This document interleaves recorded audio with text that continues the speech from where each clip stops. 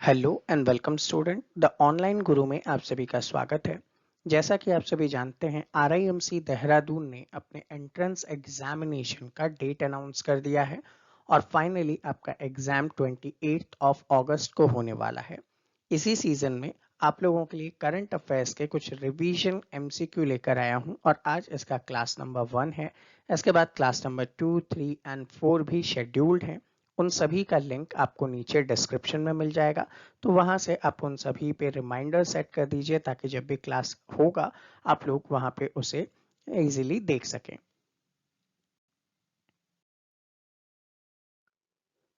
तो इस सेशन को स्टार्ट करूं उससे पहले मैं आप लोगों को इन्फॉर्म कर देना चाहूंगा हमारे करंट अफेयर्स से रिलेटेड ऑनलाइन पेड बैचेस भी अवेलेबल हैं जो कि ऐप बेस्ड लर्निंग आपको अवेलेबल करवाते हैं और साथ ही साथ 300 प्लस इंपॉर्टेंट करंट अफेयर्स के एमसीक्यू आपको अवेलेबल किए जाएंगे और इन सभी का वीडियो सॉल्यूशन और पीडीएफ जो रिवीजन सेशन हमारे यूट्यूब चैनल पे हुए थे करंट अफेयर्स के उन सभी के पीडीएफ आपको ऐप के अंदर यहाँ पे अवेलेबल होंगे। तो इन सभी का जो एंटायर फीस है वो मात्र 500 रुपीज रखा गया है। तो अगर आप भी इनमें एनरोल करना चाहते हैं तो नीचे दिए गए व्हाट्सएप नंबर पे आप मुझे व्हाट्सएप मैसेज ड्रॉप कर सकते हैं। देखिए आज के पहले क्वेश्चन से स्टार्ट करेंगे। यहाँ पे आपका क्वेश्चन पूछा जा रहा है रोल ऑन रोल ऑफ यानी कि रोरो सर्विस जो कि है इंडियन रेलवे ने स्टार्ट किया है रिसेंटली किस सेक्शन के अंदर। सबसे पहले तो ये समझिए कि roll on roll of services होते क्या है। देखिए बेसिकली क्या होता है, आपने देखा होगा कि जो ट्रेन होते हैं, ठीक है, ट्रेन के इंजन के पीछे बहुत सारे वैगन लगे होते हैं, ठीक है, ये जो ब्लैंक है ये वैगन है। अब यहाँ पे इनके ऊपर आप क्या कर सकते हो, ट्रक को रख सकते हो, ठीक है, या फिर बहुत सारे कंटेनर्स को रख सकते हो और ट्रेन क्या करेगा, आपका उसे ट्रांसपोर्ट करेगा। तो ये जो सर्विसेज है जहाँ से आप क्या कर सकते हैं, रोल ऑन और रोल ऑफ कर सकते हो इन ट्रक्स एक्सेट्रा को, उसको रोरो सर्विस के रूप में जाना जाता है। तो यहाँ पे ये जो particular roll on roll of services railway ने स्टार्ट किया वो साउथ वेस्टर्न रेलवे ने स्टार्ट किया है। ठीक है, अब साउथ वेस्टर्न रेलवे ने इसे कहाँ से स्टार्ट किया, तो आप लोगों के सामने आंसर होगा नील मंगला नाम का एक प्लेस है जो कि कर्नाटका में है। ठीक है, वहां से स्टार्ट किया है सोलापुर के लिए। ठीक है, सोलापुर कहाँ पे है, महाराष्ट्र में है। तो कर्नाटका से महाराष्ट्र के लिए ये पहला roll on roll of service जो है वो यहाँ पे स्टार्ट किया गया। ठीक है, अप्रैल के अंदर स्टार्ट किया गया था। ठीक है, इसको अप्रूवल मिला था अप्रैल 2020 के अंदर। तो ये पूरा का पूरा सर्विस आपका रोल ऑन रोल ऑफ से रिलेटेड है।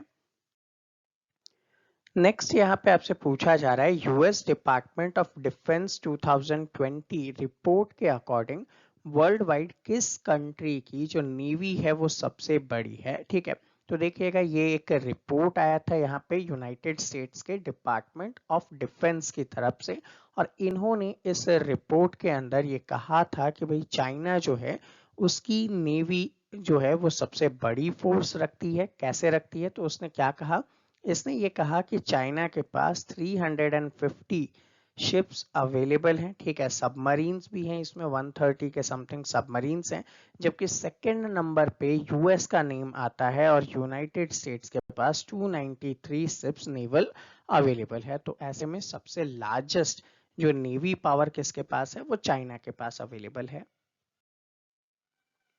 क्वेश्चन में पूछा जा रहा है India has agreed on a 5 point plan with which neighbouring country to resolve its border issue. अब देखो आप लोग जानते हो कि इंडिया जो है वो अलग अलग कंट्री के साथ बॉर्डर शेयर करती है। ठीक है, यहाँ पे अगर हम लोग बात करें, सपोज ये इंडियन मैप है, ठीक है, ये राजस्थान वाला रीजन, यहाँ पे ये सिक्किम वाला रीजन और ये वाला रीजन। ठीक है, तो ऐसे में आप देखोगे कि यहाँ पे हमारे पास पाकिस्तान हो जाएगा। ठीक है, यहाँ पे हमारे पास थोड़ा सा एरिया अफगानिस्तान का हो जाता है। ठीक है, फिर हमारे पास आ जाता है चाइना, यहाँ पे हो जाएगा नेपाल। ठीक है, सेम एज यहाँ पे भूटान हो जाएगा। ठीक है, उसके बाद म्यांमार हो जाएगा।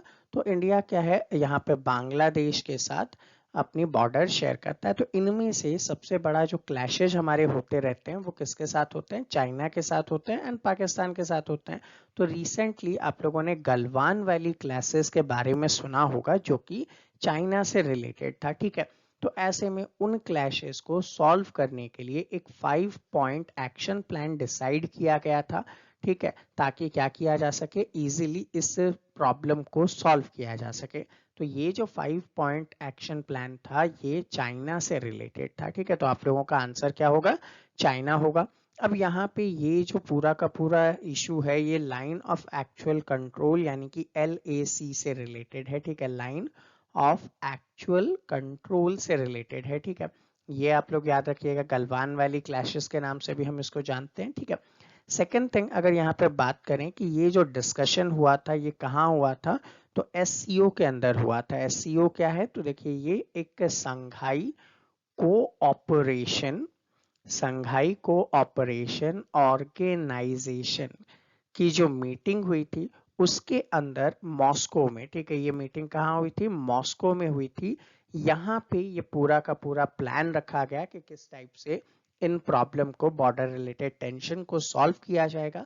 और इसे सॉल्व करने के लिए इंडिया की तरफ से जो एक्सटर्नल अफेयर्स मिनिस्टर थे एस जयशंकर, इन्होंने अपना रोल प्ले किया था, जबकि चाइना की तरफ से जो पर्सन मिले थे वो थे वांग यी, ठीक है। तो इन दोनों ने मिलकर इस प्रॉब्लम को सॉल्व करने का एक मैकेनिज्म डेवलप किया था। नेक्स्ट क्वेश्चन है, which Indian city is to play host the Asia's largest aero show, जिसका नाम एरो इंडिया 21 रखा गया है।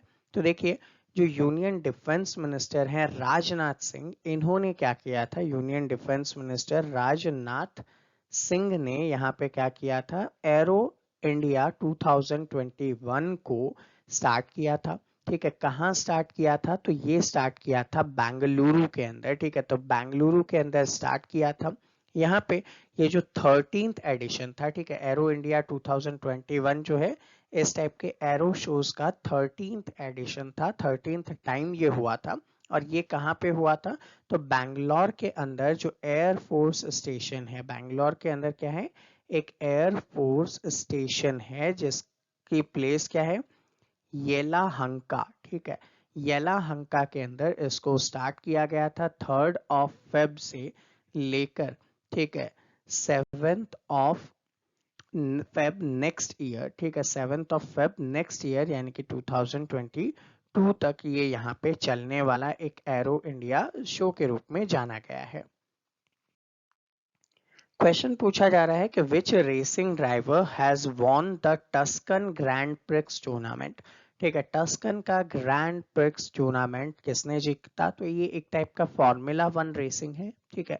अब इस फार्मूला 1 रेसिंग में देखा जाए तो जो लुइस हैमिल्टन है, ठीक है, इन्होंने क्या किया, अपना 90th formula 1 90th F1 race को जीत लिया है, जो कि टस्कन ग्रैंड प्रिक्स था।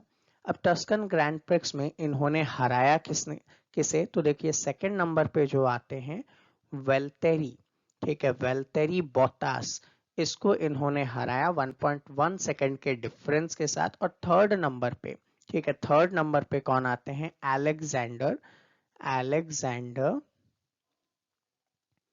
एल्बॉन, ठीक है, ये थर्ड नंबर पे आते हैं। तो बेसिकली आपको तो सिर्फ फर्स्ट नंबर के रेसर का ही नाम याद रखना है जिसने उस टूर्नामेंट को जीता है, ठीक है। तो आपके लिए जो करेक्ट आंसर होगा वो लुइस हैमिल्टन होगा। स्टूडेंट, इजीली आप सभी को समझ में आ रहा होगा, ठीक है। अगर कोई भी डाउट या कोई क्वेरी है तो आप नीचे कमेंट सेक्शन में कमेंट कीजिए, आपको टाइमली उसका रिप्लाई मिलेगा, ठीक है। और अगर वीडियो इजीली समझ में आ रहा है तो इसे ज्यादा से ज्यादा लाइक और शेयर जरूर कीजिएगा। नेक्स्ट क्वेश्चन आप लोगों के सामने है कि विच international airport of India has opened the countries first ever exclusive private jet terminal, ठीक है, कंट्री का पहला एक्सक्लूसिव प्राइवेट जेट टर्मिनल किस एयरपोर्ट के अंदर खोला गया है, तो देखिए दिल्ली एयरपोर्ट के अंदर रिसेंटली इसे खोला गया है, ठीक है। क्योंकि जो एक्सेस रिच पर्सन्स होते हैं उनके लिए जो प्राइवेट जेट्स होते हैं उनके उड़ानों को यहाँ पे जो है मैनेज किया जाएगा। लगभग यहाँ पे पर डे 150 जेट फ्लाई करेंगे और 50 पैसेंजर पर आवर्स तक यहाँ पे इसके थ्रू ट्रैवल किया जाएगा। जो इमरजेंसी में एयर एम्बुलेंस की सर्विसेज होती है बिजनेस क्लास के अंदर, तो वो भी यहाँ पे इसके थ्रू अवेलेबल किया जाएगा। नेक्स्ट क्वेश्चन है, which Indian is selected for the 2020 Asia game changer award of Asia society. तो यहाँ पे एक स्टार शेफ है, ठीक है, स्टार शेफ है, इनका नाम क्या है? तो विकास खन्ना है, ठीक है, स्टार शेफ विकास खन्ना जो है, इनको एशिया गेम चेंजर का जो एशिया सोसाइटी की तरफ से प्राइज है वो यहाँ पे दिया जा रहा है, ठीक है। क्यों दिया जा रहा है? क्योंकि इन्होंने एक इनिशिएटिव स्टार्ट किया था, फीड इंडिया, ठीक है, हैशटैग फीड इंडिया के नाम से एक इनिशिएटिव स्टार्ट किया था, ताकि जो मिलियंस ऑफ पीपल्स हैं उन लोगों को हेल्प किया जा सके कोविड-19 के पेंडेमिक के टाइम पीरियड में। तो उन लोगों को फीड करने का एक कैंपेन चलाया था, हैशटैग फीड इंडिया। उसके लिए स्टार शेफ विकास खन्ना को ये अवार्ड दिया जा रहा है। Next question, which among the following is और आर द स्कीम्स और the programme for welfare and development of minorities. तो इंडिया में माइनॉरिटीज के बेनिफिट के लिए इनमें से कौन कौन सी स्कीम वर्क करती है? तो देखो यहाँ पे एक स्कीम का नाम दिया गया है नया सवेरा, ठीक है। ये जो स्कीम है, ठीक है, ये प्रोवाइड करती है फ्री कोचिंग, ठीक है। ये क्या प्रोवाइड करती है? फ्री कोचिंग प्रोवाइड करती है ऐसे स्टूडेंट को जो कि इकोनॉमिक वीकर सेक्शन के हैं, माइनॉरिटी के अंदर, कॉम्पिटिटिव एग्जामिनेशंस के लिए। तो ये बिल्कुल करेक्ट है। सेकंड स्कीम जो है यहाँ पे नई उड़ान, ये भी एक स्कीम है जो कि ऐसे स्टूडेंट माइनॉरिटीज में है, यूपीएससी, एसपीएससी या फिर एसएससी का एग्जाम क्लियर करते हैं, उन लोगों को फाइनेंशियल असिस्टेंट प्रोवाइड करवाता है माइनॉरिटीज कैटेगरी में। थर्ड स्कीम है प्रधानमंत्री जन विकास कार्यक्रम। ये जो पर्टिकुलर स्कीम है ये भी बेनिफिट देता है कुछ आइडेंटिफाइड एरियाज के अंदर इंफ्रास्ट्रक्चर डेवलप करने में, ठीक है, एजुकेशन से रिलेटेड, ठीक है, स्किल डेवलपमेंट से रिलेटेड, ठीक है, हेल्थ सेक्टर के अंदर क्या करता है, ये फैसिलिटी देता है माइनॉरिटीज को। तो ऐसे में आपका आंसर क्या हो जाएगा? All of the above are correct. Next question है आपका, which country is to send world first mining robot, जिसका नाम क्या रखा गया है? एस्ट्रॉइड माइनिंग रोबोट, जिसे स्पेस में भेजा जा रहा है। तो देखिए, नवंबर 2020 के अंदर एक बीजिंग की कंपनी है जिसका नाम क्या है? ओरिजिन स्पेस, ठीक है, ओरिजिन स्पेस नाम की एक कंपनी ने चाइना की तरफ से वर्ल्ड का पहला माइनिंग रोबोट भेजा है नवंबर 2020 में। तो यहाँ पे आपका आंसर जो हो जाएगा वो चाइना हो जाएगा। अब ऐसे में ये जो रोबोट है ये क्या करेगा?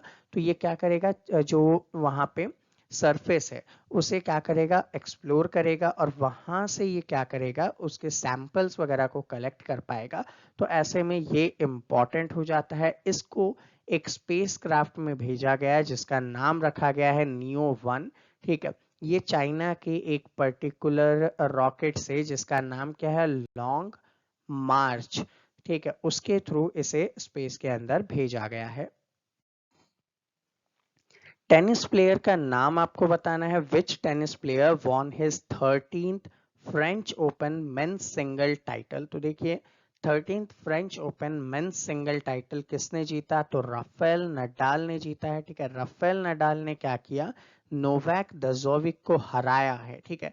तो नोवाक जोकोविच को हराकर राफेल नडाल ने 13th फ्रेंच ओपन जीत लिया है, ठीक है। अब यहाँ पे आपका जो करेक्ट आंसर हो जाएगा वो क्या होगा? राफेल नडाल हो जाएगा। तो स्टूडेंट, ये था हमारा आज का सेशन। आई होप ये क्वेश्चंस आप लोगों के एग्जाम में आप लोगों को हेल्प करेंगे।